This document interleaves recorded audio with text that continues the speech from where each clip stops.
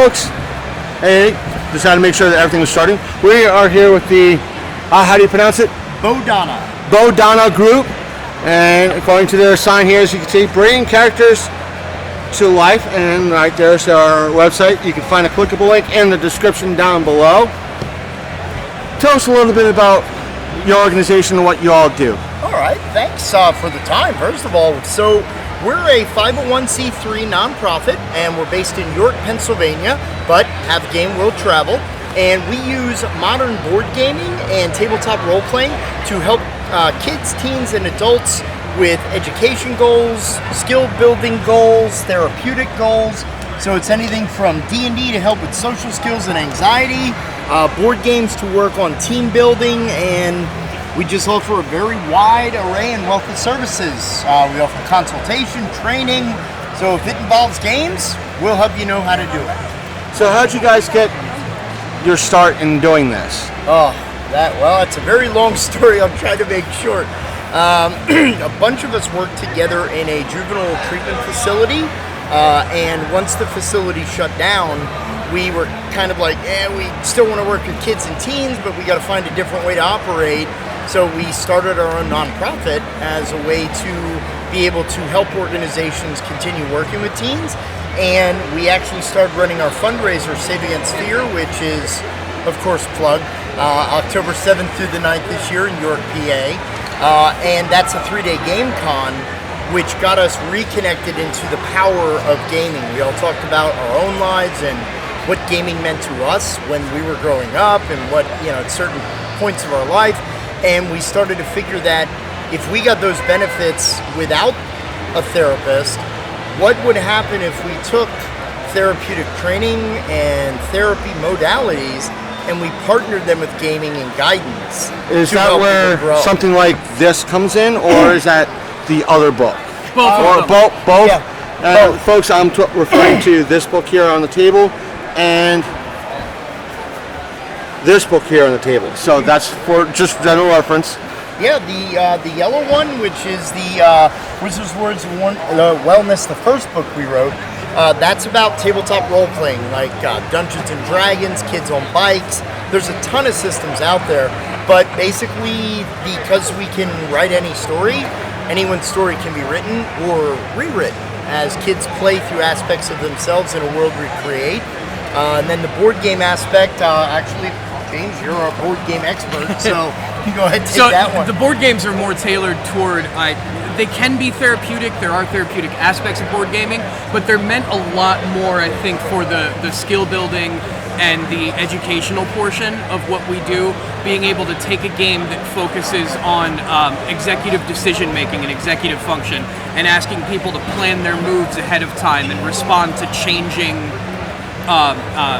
environments throughout the course of the game. So it's not like something like chess. You're looking at more something like a Hasbro game or a Milton.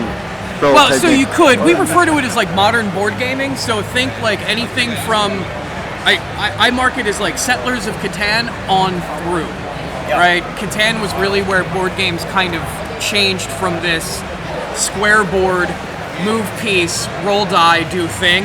And it became almost a social contract with the people at the table, because with Catan you're trading resources, you're negotiating, you're engaging more of your social activity than you did when you were rolling dice in Monopoly and then saying, give me $30 because you landed on my property, right? Like, so there's more of a social interaction. And then as games have continued to progress, they've now become so much more focused on co-op play, where the game runs itself and you as the players are working together against the game, which now allows us as the therapeutic side or the skill building side, we can play with our clients instead of against our clients. And now there's not that adversarial relationship because we're playing cooperative tabletop game and we're working together. We win or lose as a unit. We also learn as a unit. And it doesn't set up this, well, the facilitator won the game, so he doesn't like me, like that kind of thing. We don't have any of that.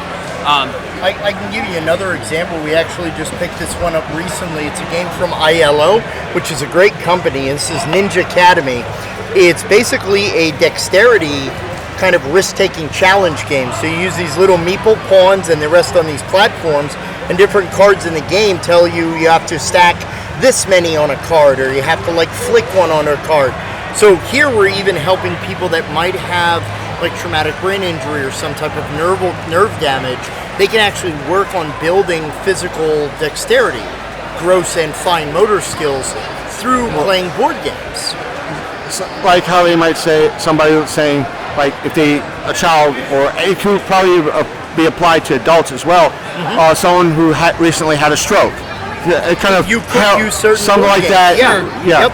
Yeah, like James said, you analyze the game to see what skills you need to play the game, and then by using that in a therapeutic or skill building developmental sense, you're using the game for what we call covert learning, covert healing in a way, where you're developing the skill that you need, but you're doing it in a fun way, which is more engaging, it's not as boring or intimidating.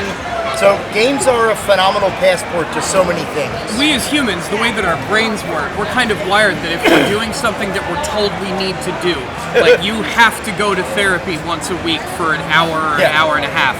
If I'm told I have to do that, no, I don't. I'm already naturally resistant to that idea. The idea that I have to do this thing to feel better, and then you don't get everything out of it that you need to get out of it. And there's that aspect of going to seeing a therapist where that therapist might not be actually helping you get over that. And there's I'm not knocking. Sure, absolutely not. And there's with therapeutic practice, there's different practices, different modalities. There's different things that you can use to try to help somebody with their problems.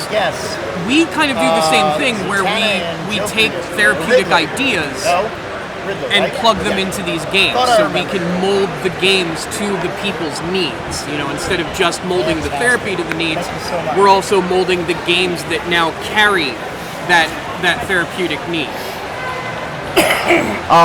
That to kind of I don't want to close up, but besides this website, where can folks donate to your organization? Like seeing is kind of our main one. Also, coming to an event like this that you might be at? Absolutely, yeah. So we are, next we're going to be at Unpub. Yep, we're going to be at Unpub, which is also, it's in Hunt Valley, Maryland. That's a weekend-long convention of like up-and-coming game designers and publishers. They're play testing their product, getting it kind of out there to get feedback on it. So we're going to have a booth there because we're actually developing our own role-playing game called Branch Riders, which is in its beta phase right now.